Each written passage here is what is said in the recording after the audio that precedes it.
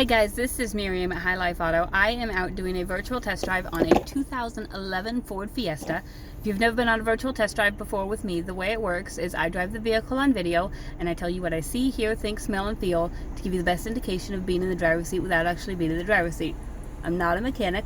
This is not meant to be a 182-point inspection. This is meant to be a sneak peek into how the vehicle drives and any potential issues I notice as we're going along. So, first issue I notice is that it's a stick shift. And I suck at stick shift. So, heads up, this video might suck. I might kill the car, but we'll give it our best shot. So, we're going to drive, or no, we're not going to drive. We're going to take a look around the car, we're going to take a look under the hood, and then we will go for a drive. Okay, we find the hood release. Alright, so here's the outside. It's pretty decent. Let's see. The tires are greater than half tread, probably closer to 3/4 tread. And same on the back.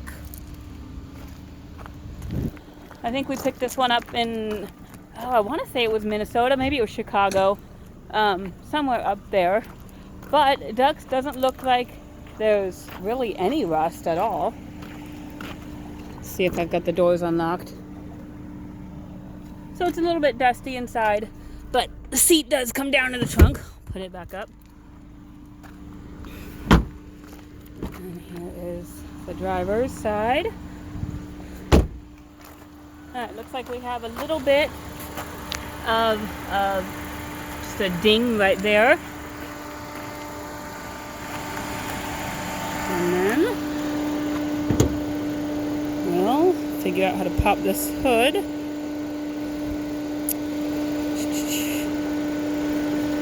Do do do do do do do. Yellow button. There it is. Okay. We'll take a listen to this.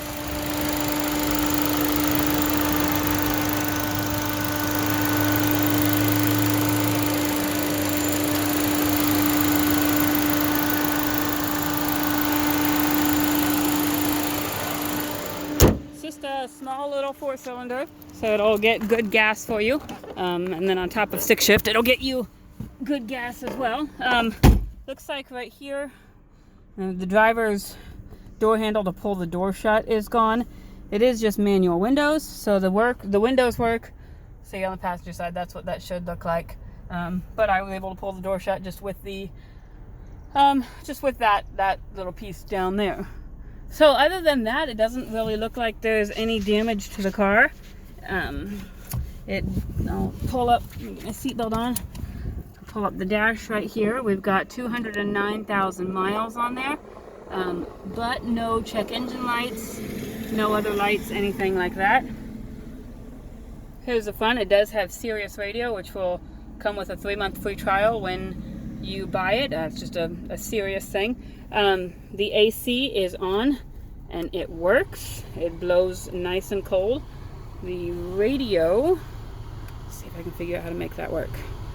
Let's try on. Radio seems to work just fine. Let's see what else this, I don't know. Okay, that's radio stuff. Let's see what the info button is. Nothing. Okay, well, there's a lot of stuff on here, and I don't know what it all is. Let's see if there's any messages. No messages available. So, I don't honestly know what it all is. I've never had that on a car, or at least on, this kind of car. So, but I will put you up on my mirror and adjust my mirror so you can actually see where we're going.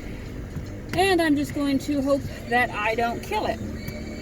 Let's see, I'm going to turn off the radio so I can focus. The good thing that I did notice about this car, pulling it over here, is that so there might be some jerking. Sorry, I told you I am a bad stick shift driver. The good thing I did notice is that this one has the little arrow on the dash when you're supposed to shift up. So it kind of helps. It's a little bit easier to shift than some of them I've had. Normally I'd show you stuff that I see on the dash, but I'm going to keep my hands on the stick shift thingy and on the wheel because I don't need any extra reasons to kill it. But it does help a little bit, especially for like new stick shift drivers, people who are not like super good at hearing when the car needs to shift. It just helps remind you that, hey, it's kind of like your idiot signal, like, hey, you need to shift. But I'm in fourth gear because it told me to go in fourth gear. And I know there's, a good stick shift driver will know when to keep it in the lower gear so they have more power and when to just go in a higher gear. I'm not that person, so I'm just going to do what the computer tells me. But it's driving good. I don't hear any suspension noise. Let's see, let me get it shifted into fifth. It's driving really smooth. I'm trying to adjust my mirrors here so I can see.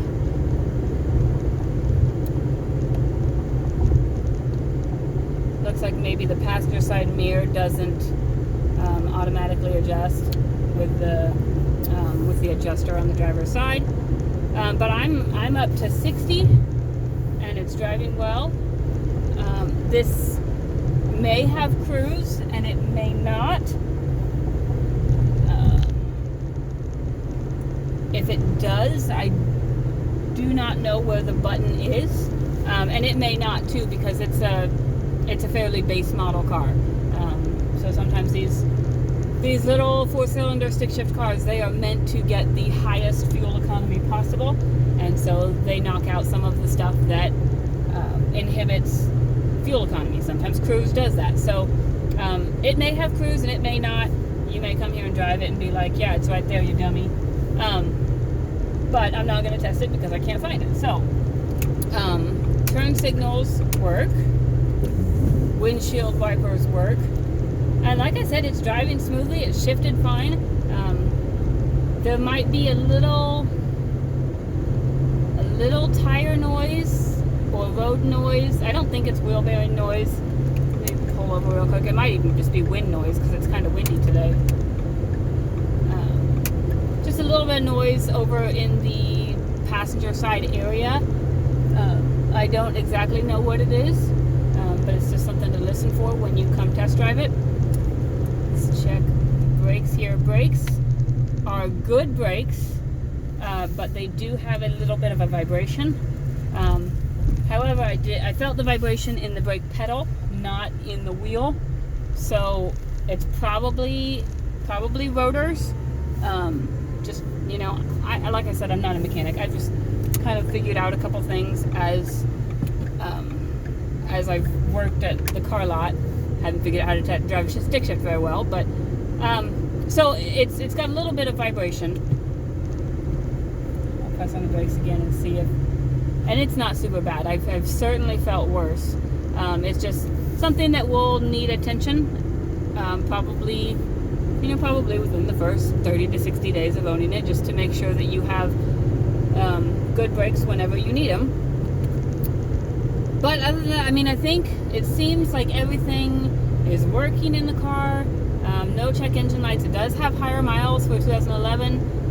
So it's 9 years old with 209,000 miles, roughly 22,000 miles a year, something like that.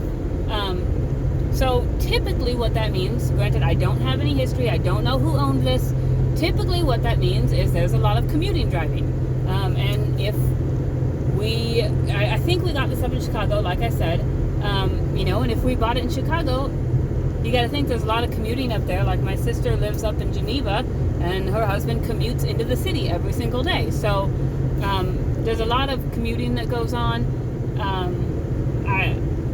Typically when there's that high miles on this new of a car, it's highway miles, it's that kind of thing. But like I said, I don't have any history. You're welcome to pull a Carfax if you want. Sometimes that will tell you, who owned it, or not who owned it, but where they owned it, how long they owned it, what kind of services it had, that kind of stuff.